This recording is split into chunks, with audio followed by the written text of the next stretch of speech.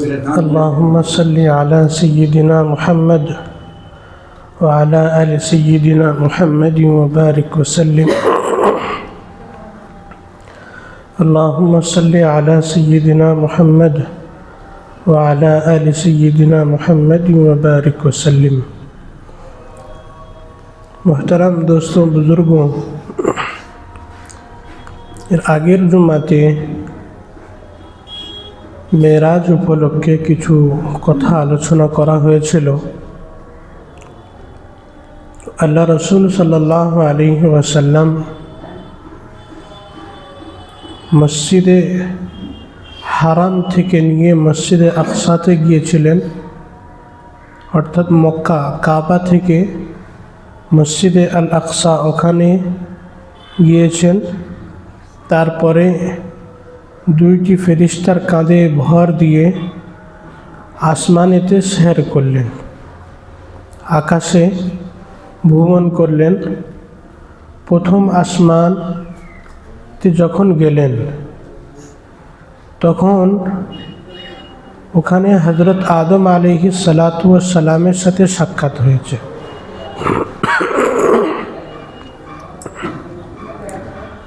হযরত আদম আলাইহিস সালাতু ওয়াস সালাম ওনাকে ওয়েলকাম করলেন, বললেন মারহাবান বিআখি সালেহ, कि खुश आमदीद तुम्हारा आना ऐ नेक और सालेह भाई के लिए, पवित्र नेक भाइয়ের জন্য সওগাত জানাই। হযরত আদম আল্লাহ রসুল সাল্লাল্লাহু আলাইহি সাল্লামকে ওয়েলকাম করলেন। দ্বিতীয় আসমানেতে যখন গেলেন তো ওখানে হযরত ঈসা আর হযরত ইয়াহইয়া আলাইহিস সালাতু ওয়াস সালামের সাথে সাক্ষাৎ করলেন। ওনারাও মুবারকবাদি আর সালাম দিলেন আর বললেন মারহাবান বিআখি সালেহ। সবাই ভাই হওয়ার পরিচয় দিয়েছে कि एक नबी अपर नबीर জন্য ভাই ভাই। তো এই প্রমাণে আর পরিচয়ে সবাই খুশির ইজহার করেছে আর সবাই বলছে মারহাবা, সুসংবাদ তোমার জন্য। তৃতীয় আসমানেতে গেলেন তো হযরত ইউসুফ আলাইহিস সালাতু ওয়াস সালামের সাথে সাক্ষাৎ হয়েছে। হযরত ইউসুফ ওই কথা বললেন। চতুর্থ আসমানেতে গেলেন তো হযরত ইদ্রিস আলাইহিস সালাতু ওয়াস সালামের সাথে সাক্ষাৎ করলেন চতুর্থ আসমানে। আর পঞ্চম আসমানেতে হযরত হারুন আলাইহিস সালাতু ওয়াস সালামের সাথে সাক্ষাৎ হলো। আর ছটম আসমানে 6 নম্বর আসমানেতে হযরত মূসা আলাইহিস সালাতু ওয়াস সালামের সাথে সাক্ষাৎ হয়েছে। আর 7 আসমানেতে হযরত ইব্রাহিম আলাইহিস সালাতু ওয়াস সালামের সাথে সাক্ষাৎ। তো 7টা আসমানেতে 8টা নবীর সাথে সাক্ষাৎ। প্রথম আসমানে হযরত আদম, দ্বিতীয়তে হযরত ঈসা আর ইয়াহইয়া, और তৃতীয়তে হযরত ইদ্রিস, আর চতুর্থ আসমানেতে তৃতীয়তে হযরত ইউসুফ, আর চতুর্থতে হযরত ইদ্রিস, আর 5 নম্বরে হযরত হারুন, 6 নম্বরে হযরত মূসা, আর 7 নম্বরে হযরত ইব্রাহিম আলা নবিয়িনা সালাতু ওয়াস সালামের সাথে সাক্ষাৎ করলেন। তারপরে আল্লাহর আরশ বাইতে মামুরে হযরত ইব্রাহিমের সাথে সাক্ষাৎ হয়েছে। বাইতে মামুর একটা গাছ যার পাতা হাতির কানের মতো, আর ওই গাছ থেকে ডাইরেক্ট একটা নূর আর তাজাল্লি পড়তে থাকে কাবা শরীফের। অর্থাৎ ওই কাবা শরীফের আর ওই বাইতে মামুরের একটা কানেকশান আছে। কাবা শরীফের মানুষরা চক্কর লাগায়, মানুষরা তওয়াফ করে, আর ওই বাইতে মামুরে ফেরিস্তারা তওয়াফ করে। একটা ফেরিস্তা যখন প্রবেশ করে তো প্রত্যেক দিন 70,000 ফেরিস্তা তওয়াফ করে। তো ওই ফেরিস্তার দ্বিতীয়বার আর তওয়াফ করার সুযোগ আসে না, অর্থাৎ নাম্বার আসে না। এত অগন্তি ফেরিস্তা আছে ওই বাইতে মামুরে, তওয়াফ করতে যাচ্ছে সবসময় আল্লাহর আরশ। আর ওখানে হযরত জিবরাইল আলাইহিস সালাতু ওয়াস সালাম গিয়ে বলছে कि फ़कान क़ाब क़ौसैनी औ अदना थुम्मा दना फ़तदल्ला फ़कान क़ाब क़ौसैनी औ अदना। जिब्राइल बोलছে इसके आगे मैं नहीं जा सकता, এর আগে আমি যেতে পারবো না। যদি আমি এর আগে আমার একটা পা আগে বাড়াই তো আমি জ্বলে ছাই হয়ে যাব। হযরত জিবরাইলের 600টা ডেনা, একটা ডেনা খুললে পূর্ব ঢেকে যাবে, আর দ্বিতীয় ডেনা খুললে পশ্চিম ঢেকে যাবে। এত বড় ডেনা 600টা, তো দুটো খুললে পুরো দুনিয়া ঢেকে যাবে। তো আল্লাহ রসুল সাল্লাল্লাহু আলাইহি সাল্লাম হযরত জিবরাইলকে দুবার আসল রূপে দেখেছিল। একবার যখন প্রথম ওহী অবতীর্ণ হয় তখন আসল রূপে দেখেছিল कि আসমান আর জমিন মাঝখানে ঝুল ছিল। তো আল্লাহ রসুল দেখে ভয় খেয়ে গিয়েছিল, ওই ভয়েতে বাড়িতে ফিরে কাঁপছিল।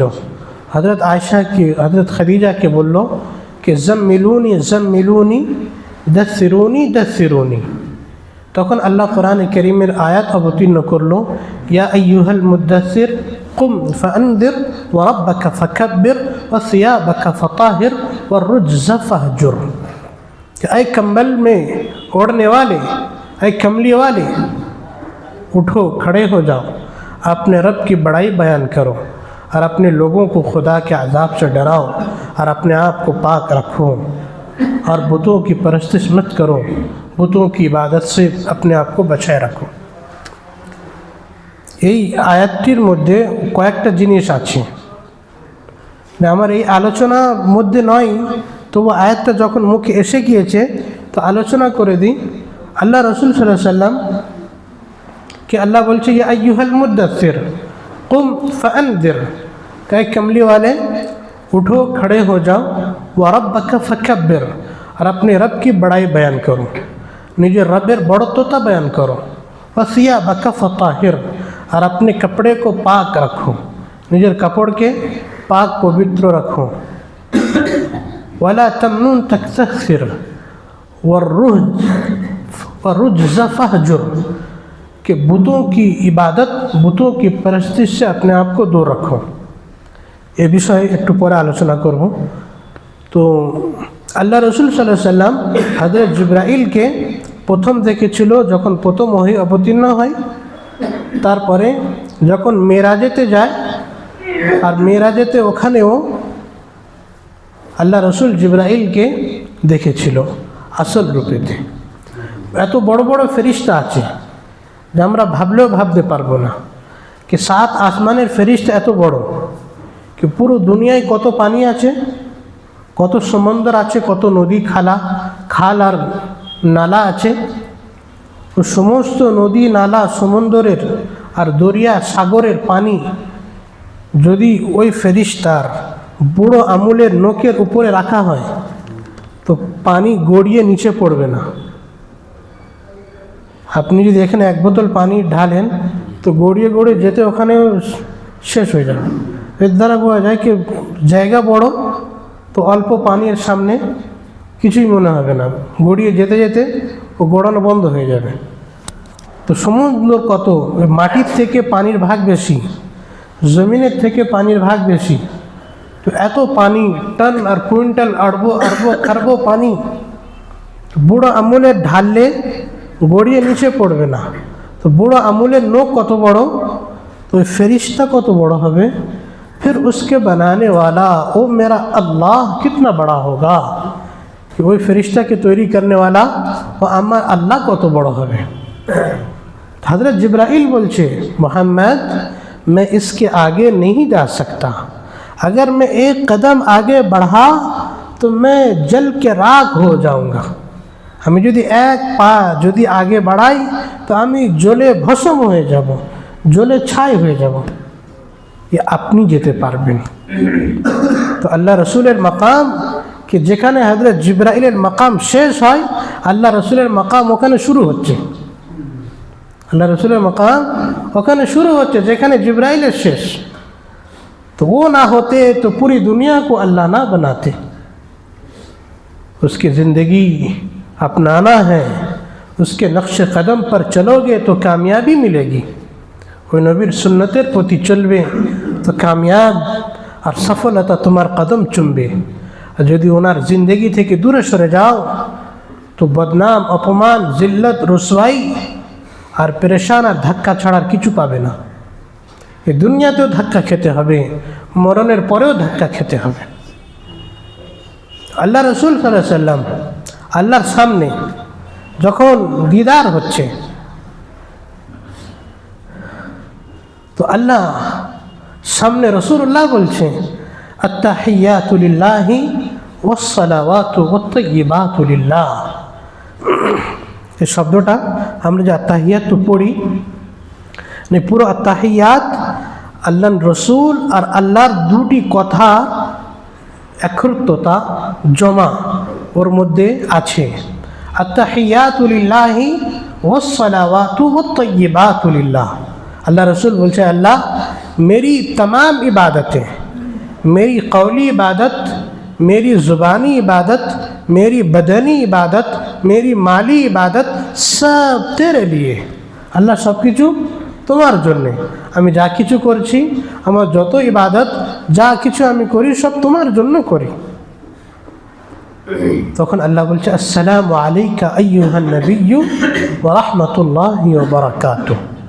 আল্লাহ কি বলছে আসসালামু আলাইকা আইয়ুহান নবিয়্যু, আই নবী তোমার প্রতি সালামতি হোক, রহমত হোক, বরকত হোক। তো আল্লাহ নবীকে সালাম করছে প্রথম। তো ওখানে দেখুন আল্লাহ রসুল সাল্লাল্লাহু আলাইহি সাল্লাম কি বলছে আসসালামু আলাইনা ওয়া আলা ইবাদিল্লাহি সালিহিন। আল্লাহ সালাম করেছে কাকে? নবীকে। তো এখানে শুধু পার্সোনাল শুধু নবীকে সালাম করা হয়েছে। আর নবী বলছে আল্লাহ শুধু আমার প্রতি সালামতি হবে, শুধু আমার প্রতি রহমত হবে, শুধু আমার প্রতি বরকত হবে। আমার উম্মত কোথায় যাবে? আমার উম্মত কোথায় যাবে? এত খাস সাক্ষাতে, এত খাস দিদারেতে যেখানে কেউ নেই, আল্লাহ আর আল্লাহ রসুল আছে। কোনো প্রধান যদি আপনাকে বিশেষভাবে ডাকে ওই সময় তো নিজেরই কথা বলবে আর নিজেরই আলোচনা করবে আর চাইকে নিজেই সব কিছু নিয়ে নিই, পরে দেখা যাবে, পরে দেখা যাবে। কিন্তু ওই সময় আল্লাহ রসুল আমাদেরকে আর আপনাদেরকে ভোলেনি।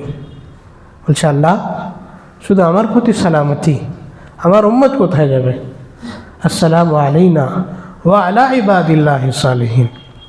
হযরত মূসা আলাইহিস সালাতু ওয়াস সালাম যখন বনি ইসরাইলকে নিয়ে আসছিল সামনে দরিয়ায় কুলজুম আর পিছনে ফিরাউনের সৈন্য, তো বনি ইসরাইল বলছে मूसा अब तो तुम हमें मरवाओगे, सामने कूदे तो दरिया है तब भी मौत, पीछे पलटे तो फिराउन है तब भी मौत। যাবো তো কোথায় যাব? যদি আগে যাই তখনও মরণ, পিছনে ঘুরি তখনও মরণ, কোথায় যাব? তখন হযরত মূসা বলছে লা তাখাফ ইন্নাল্লাহা মাই, কি ভয় খেও না, আল্লাহ আমার সাথে আছে, আল্লাহ আমার সাথে আছে। এখানে শব্দটা বোঝাবার জন্য আপনাদের বলছি। আর আল্লাহ রাসূল সাল্লাল্লাহু আলাইহি সাল্লাম যখন গারে সওরেতে ছিল, হিজরত করে মক্কা ছেড়ে মদিনাতে যাচ্ছিল, আর ওই গারে সওরেতে যখন আশ্রয় নিয়েছিল, আবু বকর ছিলেন, আল্লাহ রসুল ছিলেন, আর মক্কার লোকেরা পাহারা দিচ্ছে, এলান করে দিয়েছে যে মোহাম্মদের মাথা নিয়ে আসবে তার জন্য 100টা উট দেওয়া হবে, 100টা উট পুরস্কার দেওয়া হবে। তো সবাই খুঁজতে বার হয়েছে মোহাম্মদকে ধরার জন্যে, এমনকি গারে সওরের কাছে ঘোরাফেরা করছে, পা দেখতে পাচ্ছে। হযরত আবু বকর ভয়েতে কাঁপছে, ইয়া রাসূলুল্লাহ আব ক্যা হোগা, এখন কি হবে, এ তো আমাদের ধরে ফেললো। তো আল্লাহ রসুল বলছে লা তাখাফ লা তাহজান ইন্নাল্লাহা মা'না, কি ভয় খেও না, দুঃখিত হয়েও না, আল্লাহ আমাদের সাথে আছে। আল্লাহ, হযরত মুসা কি বলছে, আল্লাহ আমার সাথে আছে, আর আল্লাহ রসুল বলছে আল্লাহ আমাদের সাথে আছে। অর্থাৎ আল্লাহ রসুলের সব সময় উম্মতের চিন্তা ছিল, উম্মতের ফিকির ছিল। তো ওখানে মিরাজেতে গিয়েও আল্লাহ রসুল বলছে আসসালামু আলাইনা ওয়া আলা ইবাদিল্লাহিস সালিহিন, আল্লাহ শুধু সালামতি আমার নয়, আমার উম্মতের প্রতিও হোক। তারপরে আল্লাহ পাক হযরত মুহাম্মদ সাল্লাল্লাহু আলাইহি সাল্লামকে অনেক কথা বললেন। অনেক কথা হওয়ার পরে 50 ওয়াক্তের নামাজ দিলেন। ওয়াক্তের নামাজ 50 ওয়াক্তের নামাজ। যখন নামাজ নিয়ে আসছে, হযরত মূসার সাথে সাক্ষাৎ। হযরত মূসা বলছে আল্লাহ কি পুরস্কার দিল, বলছে আমার উম্মতের জন্য 50 ওয়াক্তের নামাজ দিয়েছে। হযরত মূসা বলছে আপনার উম্মত পড়তে পারবে না, আপনি যান কম করে নিয়ে আসুন। তো আল্লাহ রসুল গেলেন, 5 নামাজ কম করে আলো। ফের আসছে মূসার সাথে সাক্ষাৎ, কত কমলো, বলছে 5। তো কত রইল, 45। এও হবে না, ফির যান আরও কম করে নিয়ে আসুন। তো ফির গেলেন, ফির কম করলেন, 5 5 5 5 করে কম করে আসছে, 5 হয়ে গিয়েছে লাস্টে। হযরত মূসা বলছে না, এও পড়তে পারবে না, আমার উম্মত 2 ওয়াক্ত নামাজ পড়তে পারবে না, আপনার উম্মত 5 ওয়াক্ত কীভাবে পড়বে। আল্লাহ রসুল বলছে আমি আর যেতে পারবো না, এতবার গিয়েছি আর এতবার চেয়েছি, এবারে আমার লজ্জা আসছে, আমি আর যেতে পারবো না। এখানে আপনাদের ভাবতে হবে আল্লাহ কি জানতো না কি 5 ওয়াক্ত নামাজ আমি দেবো? তো বারবার নবীকে হেরাফেরি করলেন কেন? ইশক মোহাব্বত, ইশক আর মোহাব্বত, যার সাথে যত ভালোবাসা হয় সে যতই সামনে আসলে ভালোবাসা আরও বাড়ে, আর যার সাথে ভালোবাসা হয় না একবারেই তা দফা হয়ে যায়, চলে গেলেই ভালো হয়। তো মোহাব্বতের কারণে আল্লাহ চাইছিল কি আমার নবী আমার সামনে যেন বারবার আসে। তো মোহাব্বতের কারণে বারবার নবীকে পাঠানো হচ্ছে, নবী যাচ্ছে আসছে, নবী যাচ্ছে আসছে। আর লাস্টে যখন নবী আর গেল না, তখন আল্লাহ আওয়াজ দিচ্ছে মেরে নবী आपकी उम्मत पढ़ेगी तो 5, मगर उनको 50 वक्त के नमाज का सवाब मैं दूंगा। বলছে আমার নবী আপনার উম্মত তো 5 ওয়াক্ত নামাজ পড়বে, কিন্তু আমি 50 ওয়াক্তের নামাজের সওয়াব দেব। কিন্তু আজকের আমরা এই নামাজটাকে কেমনভাবে ছেড়ে দিচ্ছি। আল্লাহ রসুল বলেছে আসসালাতু মেরাজুল মুমিন, কে নামাজ মুমিন কা মেরাজ হ্যাঁ, নামাজ মুমিনের মেরাজ। কে আমি আল্লাহকে দিদার করার জন্য আরশে গিয়েছিলাম, আর প্রত্যেকটা মুমিন আল্লাহকে যখন দেখবে তো সিজদায় পড়লে আল্লাহকে দেখতে পাবে, সিজদা করলে ও আল্লাহকে দেখতে পাবে। হাদিসের মধ্যে এসেছে असाजिदु यसजुदु बैन कदमै रहमान के सजदा करने वाला जब सजदा करता है तो रहमान के दोनों पैरों के बीच में अपना सर रख देता है। যখন সিজদা করে ও যেন নিজের মাথাকে আল্লাহর দুটি পার মাঝখানে রেখে দিল। হযরত ইয়াহইয়া রাহমাতুল্লাহ আলাইহি উনি যখন সিজদা করতেন খুব বড় লম্বা সিজদা করতেন। জিজ্ঞাসা করা হলো আপনি এত লম্বা অনেকক্ষণ ধরে সিজদা করেন কেন? বলে আমি যখন মাথা রাখি তো মনে হয় যেন আমি আল্লাহর পার কাছে মাথা রেখে দিলাম, আর আমার মাথা তুলতে ভালো লাগে না। তো কেমন ওনাদের মজা লাগতো নামাজ পড়লে আর সিজদা করলে। আর আজকের আমরা নামাজ থেকে এত দূর, এত অলসতা কেন? যে আল্লাহ আমাদের এত কিছু নিয়ামত দিয়েছে, আর আজকের আমরা ওই আল্লাহ থেকে দূরে সরে যাচ্ছি। ইবলিস ও কি করেছিল? ও শত শত বছর আল্লাহর ইবাদত করেছিল, কিন্তু ও জাহান্নামী আর মরদুদ। আর ইবলিস হলো কি করে? একটা সিজদার অমান্যর কারণে। কটা সিজদা? একটা সিজদার অমান্যর কারণে। ও কোনো চুরি করেছিল, কোনো শরাব পান করেছিল, কোনো ব্যভিচারী করেছিল? না না, শুধু একটা সিজদার অমান্য করেছে। আল্লাহ বলল ফখরুজ ফাইন্নাকা মিনার রাজিম, গেট আউট, নিকল যায় আছে। ওকে জান্নাত থেকে বার করে দেওয়া হলো। আর আজকের আমরা কটা সিজদা ছেড়ে দিচ্ছি? ফজর যদি না পড়ি তো ফজরের 2 রাকাতে 4টে সিজদা, আসর না পড়লে, জোহর না পড়লে 4 রাকাতে 8টা সিজদা, আসরে 8টা, মাগরিবে 6টা, এশাতে 8টা।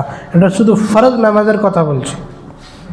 তো এত সিজদা ছেড়ে দিচ্ছি, তো ইবলিস তো ভাববে এ তো আমার থেকে বড় ইবলিস, আমার থেকে বড় ইবলিস, এ তো ইবলিস কা বাপ নিকলা। আমি একটা সিজদা ছেড়ে দিয়ে সবার কাছে ইবলিস আর মরদুদ আর জাহান্নামী হয়ে গেলাম, আর এ তো কটা দিনে সিজদা ছেড়ে দিচ্ছে। আমার ভাইয়েরা, নামাজ খুবই গুরুত্বপূর্ণ ইবাদত, যে ইবাদত আল্লাহ পাক নিজের মেহবুবকে আরশে ডেকে দিয়েছে। রোজা, জাকাত, হজ, অন্য ইবাদত আল্লাহ এত এহতেনামের সাথে ডাকেনি।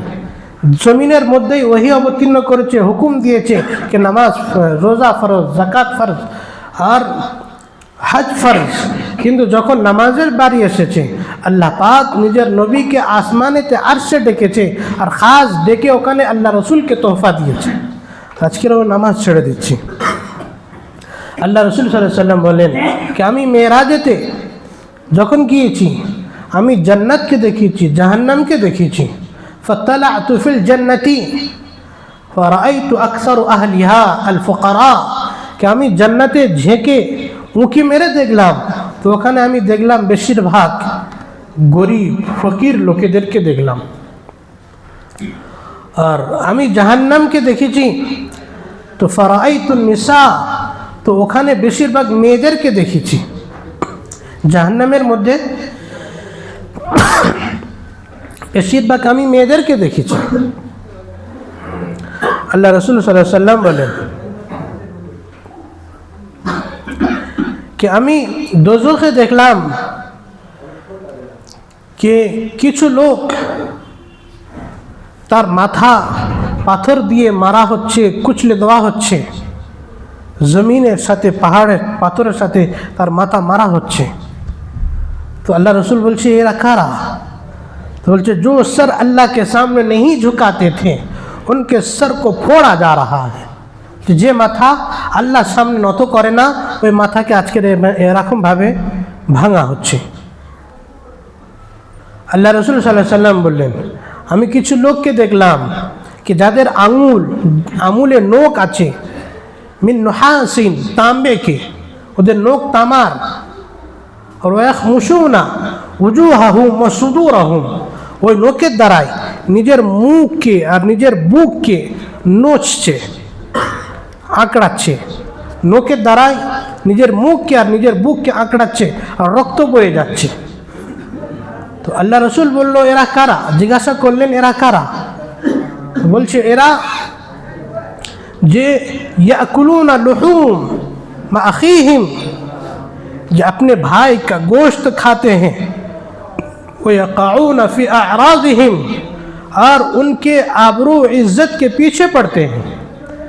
যে নিজের ভাইয়ের গোশত খায়, মুসলমান ভাইয়ের গোশত মানে যারা গীবত করে, যে মুসলমান ভাইয়ের পিঠ পিছে নিন্দা করে, বুরাই করে, খারাপি করে, তো ওরা হচ্ছে ওদেরকে তামার নখ বানানো হবে আর ওই তামার নখে ওরা মুখ আর বুক চিরতে থাকবে কিয়ামতের সময়। তো এরা হয় কাপুরুষ, এরা মর্দ না, সামনে বলার হিম্মত থাকে না, পিছনে বলতে থাকে। এরা मर्द नहीं है, फिर क्या होंगे? हिजड़े ही हो सकते हैं। মেয়ে তো নয়, হিজড়ে হতে পারে। তো কারোর ভুল থাকলে সামনে বলো, না বলতে পারো তো খামোশ থাকো। যদি পিছনে বলবে তো নিজের মরা ভাইয়ের গোশত খাওয়ার সমতুল্য। আর জেনা করার থেকেও খারাপ, ব্যভিচারী করার থেকেও খারাপ, যেটা আমরা আমভাবে করছি, আমভাবে এটা আমরা করছি।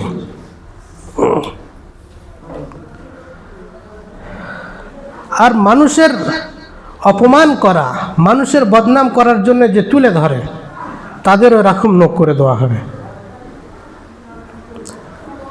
তারপরে আল্লাহ রসুল সাল্লাল্লাহু আলাইহি সাল্লাম বলছে, আমি কিছু লোকের সাথে যেরকম জিবরাইল আর মিকাইলের সাথে যখন যাচ্ছিলাম তো দেখছি কিছু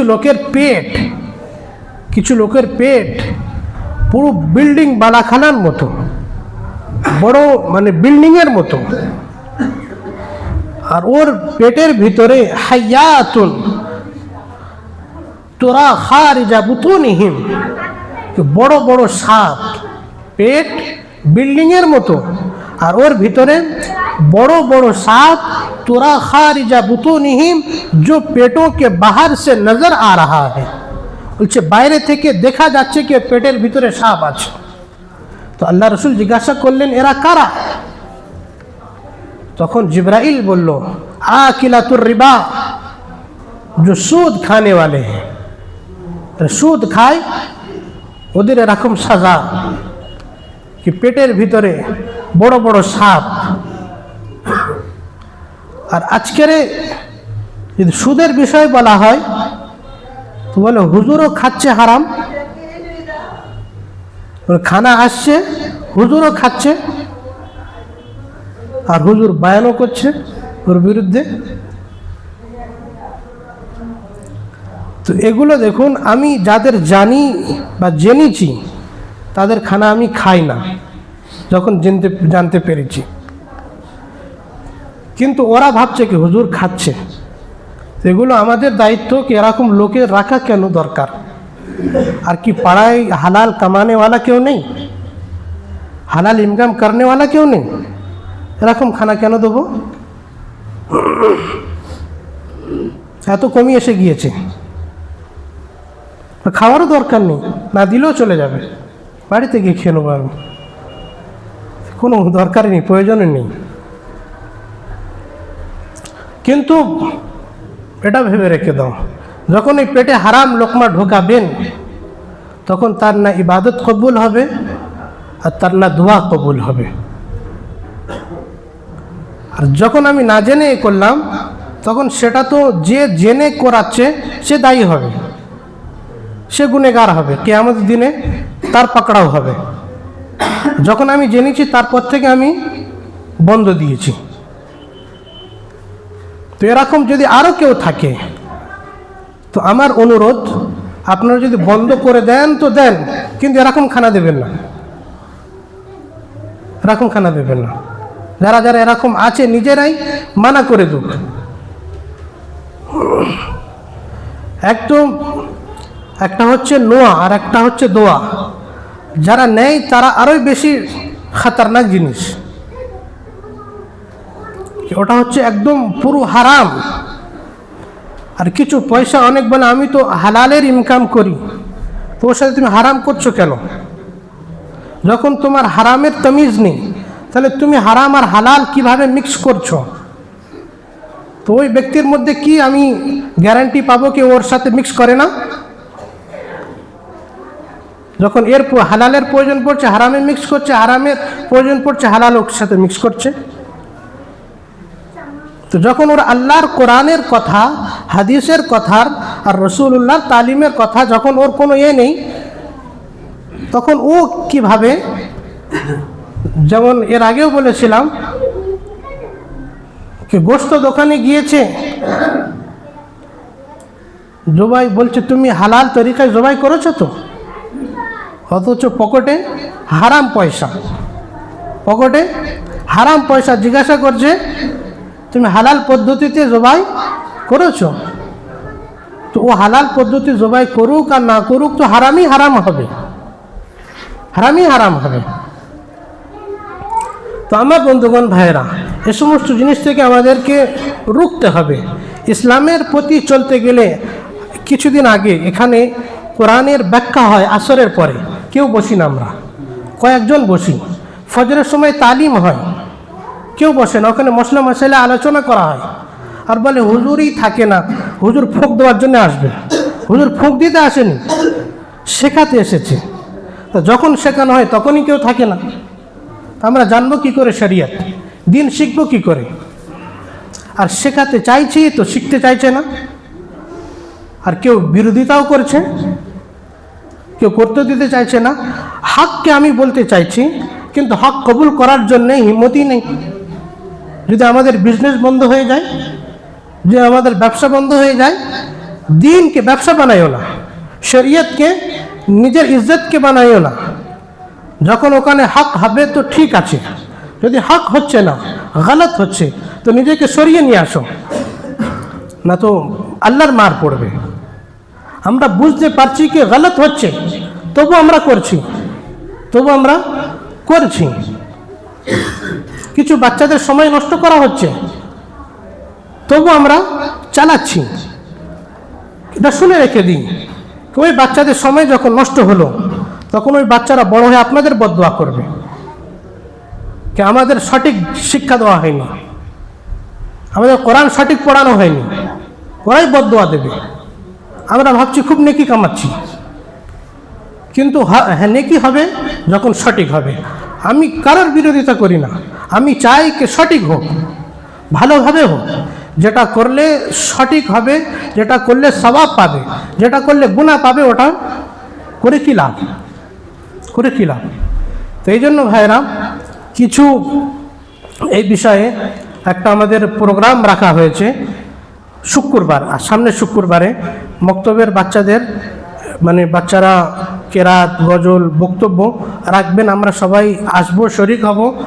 আমাদের বাচ্চাদের সবাইকে, প্রত্যেকটা বাচ্চাদেরকে মক্তবে পাঠাবেন, দিন শেখাবেন, শরীয়ত শেখাবেন, কোরআন শেখাবেন, তবে আপনি কামিয়াব হতে পারবে। আজকের দেখুন আমাদের মেয়েরা, আমাদের বাচ্চারা কি পূজা চলছে, সরস্বতী পূজা চলছে, কে শাড়ি পরে, কে পরে খেতে যাচ্ছে, নাউযুবিল্লাহি মিন যালিক। ওই মা বাপের দিন থাকবে, ওই বাচ্চার মধ্যে দিন বাকি থাকবে, ও মুরতাদ হয়ে যাবে, কাফের হয়ে যাবে। তা কান খুলে শুনে রেখে দিন, তুমি মুসলমান হয়ে কাফেরদের উৎসবে কিভাবে শরিক হতে পারলে, তোমার ছেলে মেয়েদেরকে কিভাবে শরিক করতে পারলে? তোমার ভিতরে ঈমান আর আল্লাহর ভয় বলে কিছু নেই, আল্লাহর ভয় বলে কিছু নেই। ঈমান আর মুসলমান নাম রেখে দিয়েছি, আর কাজ তো পুরো হিন্দুদের মতো করছি। আল্লাহ বলছে ইয়া আইয়ুহাল্লাযীনা আমানু উদখুলু ফিস সিলমি কাফা, ऐ ईमान वालो तुम पूरे के पूरे ईमान में दाखिल हो जाओ, इस्लाम में दाखिल हो जाओ।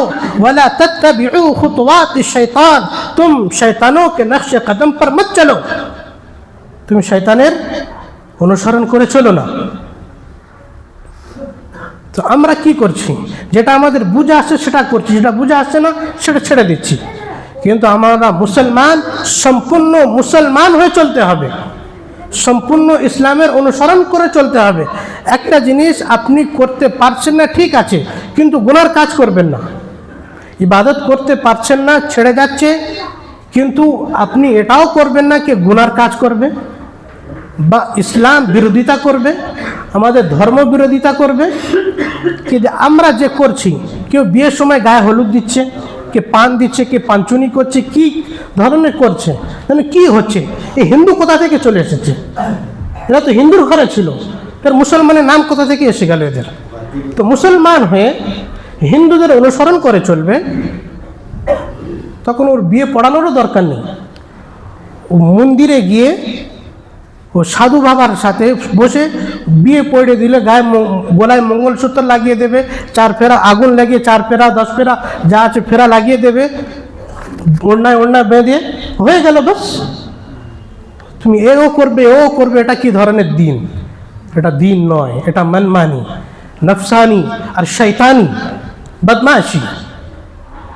তো নিজের মেয়েদেরকে, নিজের ছেলেদেরকে এই উৎসবে পাঠাচ্ছি, সরস্বতী পূজাতে পাঠাচ্ছি, তোমাদের ঈমান কোথায় রইল? আমার ভাইয়েরা, আমার কিছু কথা হয়তো আপনাদের কষ্ট লাগছে, আমি মাফ চাইছি, কিন্তু আমি নিজেকে কন্ট্রোল করতে পারি না, কিছু সময় বলে দিই, তো অনেকের ব্যথা লাগে, কষ্ট লাগে, কিন্তু এটা আপনারা যদি মেনে নিয়ে চলতে পারেন, এটা আপনাদের জন্য ফায়দা হবে। আমি আপনাদের এখানে ক্ষতি করতে আসিনি, আমি আপনাদের এখানে বিরোধিতা করতে আসিনি, আমি আপনাদের এখানে শেখাতে এসেছি, আপনাদের এখানে যে কমি আছে কমিগুলো দূর করতে এসেছি। কিন্তু যখন ওই দূর করা হয়, বলা হয়, তো এই জন্য আমি খারাপ হয়ে যাই, আমাকে আর ডাকে না, বলে না, সামনে আসে না, সালাম করে না। তো যে মা বাচ্চাকে দুধ খাওয়ায় না, কেননা মা জানে কি একে আগে খেতে হবে, তো মা ওখানে জালিম আর অত্যাচারী হয় না, কেননা মা জানে এর আগে জিন্দগি কি হবে, সে মা জানে। মা বাচ্চা কাঁদছে দুধ খাওয়ার জন্যে, কিন্তু মা খাওয়ায় না কেন? কিছু কিছু জিনিস এমন কি আমরা ভাবি এটা আমাদের জন্য খারাপ, কিন্তু ওর থেকে বাঁচলে আপনার ফায়দা হবে দুনিয়ার মধ্যে, আখিরাতের মধ্যে। তো আমি চাইছি যে প্রোগ্রামটা হোক, তো কিছু জন চাইছে কি না হোক। এটা আমার কোনো উদ্দেশ্য নেই কি আমি এখানে পয়সা কামাতে এসেছি বা কিছু করতে এসেছি। আমি চাইছি কি বাচ্চারা শিখুক, দিন শিখুক, কোনো মতভেদ কোনো নেই, দিন শিখুক কিন্তু সঠিক শিখুক। এটাই আমার আগে থেকে ছিল, এখনও কথা। কোরআন শিখবে, সঠিক শিখবে, এটা আগেও ছিল, এখনও ছিল। আমি বলছি কি আমি কেরাতে সাবা আশারার কোর্স করেছি, অর্থাৎ কোরআন 10 পদ্ধতিতে পড়ার, এরও সার্টিফিকেট আছে। তো কোরআন কিভাবে পড়তে হয় অনেকে জানে না। এই কোর্স করার জন্য আমরা তাহাজ্জুদে উঠে পড়েছি, এই কোর্সটা করার জন্য আমরা তাহাজ্জুদের সময় উঠে কোর্স করেছি, পড়েছি। তো এই কোর্সটা করার জন্য বড় বড় আলিম, মুফতি, মৌলানা, ওদেরকেও আলিফ বাতা শেখানো হয়। তো যে জানে তার কথা যদি না নেওয়া হয়, তাহলে এখানে মূর্খ তোমার ছাড়ার কিছু নেই, তাকে ইগনোর করে চলা হয়, এগুলো হচ্ছে মূর্খতমা। আমি তো ভালোবেসে বলছি, মোহাব্বতের খাতিরে বলছি। এই বাচ্চাদের জবানে যদি গলত একবার এসে যায়, আপনি সারা জীবন মেহনত করলে সঠিকভাবে নিয়ে আসা খুবই মুশকিল, সঠিকভাবে ওর উচ্চারণ করানো খুবই মুশকিল হয়ে যায়। এই জন্যে আমার অনুরোধ, আমরা প্রত্যেক বাচ্চাদেরকে মক্তবে পাঠাবো, যতই বড় হোক মক্তবে পাঠাবো। এটা নিজের দিন আর ঈমান মনে করেনি, আপনার জন্য এটা ফরজ। এত কিয়ামতের দিনে আপনার ছেলে আপনার গেরেবান ধরবে, আপনার জামার কলার ধরে বলবে, আল্লাহ এ আমাকে শেখায়নি, আমাকে দিন শেখায়নি, আমার দিন থেকে দূরে রেখেছিল, কোরআন থেকে, শরীয়ত থেকে দূরে রেখেছিল। তো এই জন্য আমাদেরকে বাচ্চাদেরকে পাঠাতে হবে, শেখাতে হবে। তো আল্লাহ তাআলা আমাদের সবাইকে বোঝার তৌফিক দান করুক, আর আল্লাহ আমাদের সবাইকে ঈমানের প্রতি আর ইখলাসের প্রতি, আল্লাহ রসুলের সুন্নতের প্রতি জিন্দগি কাটাবার তৌফিক দান করুক। ওয়া আখিরু দাওয়ানা আনিল হামদুলিল্লাহি রাব্বিল আলামিন।